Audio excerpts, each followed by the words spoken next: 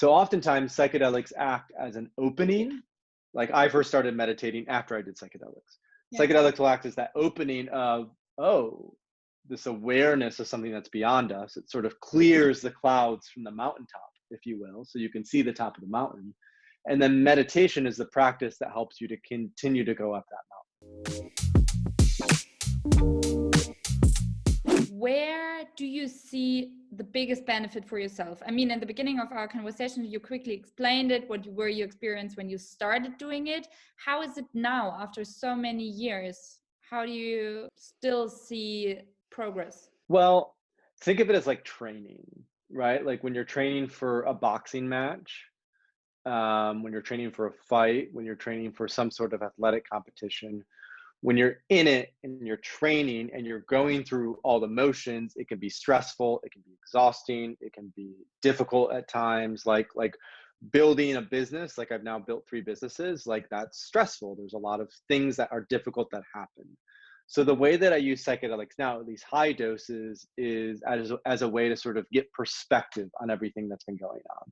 It's a way to have a 50,000 foot view on things, to kind of assess and reflect on how have the last few months gone, how have the last 6 months gone.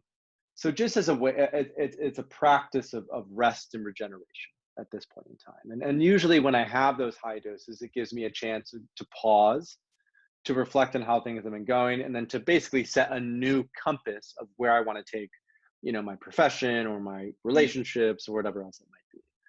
And then once that new compass is set, then we have practices and tools that help us to basically spend more time in flow towards that new North Star and that new compass. So that could be something like microdosing, where when we microdose consistently, it just helps us to stay more present. It helps us to adapt to new circumstances and new situations. It helps us to learn things quicker.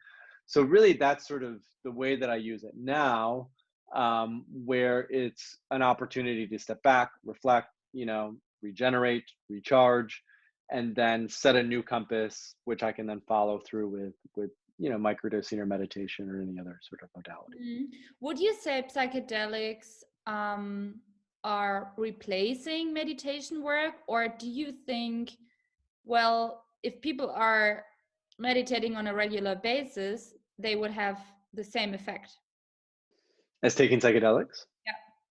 So a lot of people who became more or less like the prominent Zen teachers, like Jack Kornfield and Sharon Salzberg and Tara Brach and even Deepak Chopra, and you name any sort of like prominent spiritual teacher in the world today, almost all of them without exception started down the path of meditation through psychedelics in the 60s.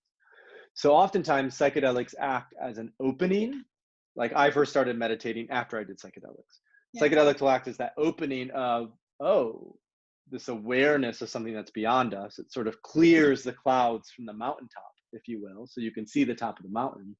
And then meditation is the practice that helps you to continue to go up that mountain. The benefit to meditation is it's completely endogenous. You're not using any drugs. You're not using any sort of external stimuli. So through a practice of meditation, you're cultivating more presence. You're cultivating resilience. You're cultivating the ability to respond to difficult and chaotic situations with compassion and patience and things like that.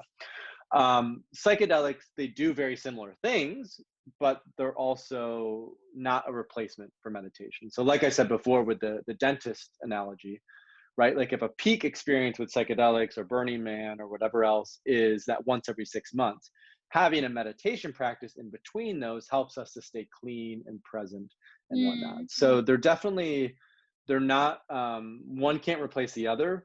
Psychedelics can lead to a better meditation practice, especially for people who maybe have only tried meditation and feel like, I don't get this, or I feel stuck, or this isn't working for me. Psychedelics might be a better initial sort of catalyst before really diving deep into a meditation practice.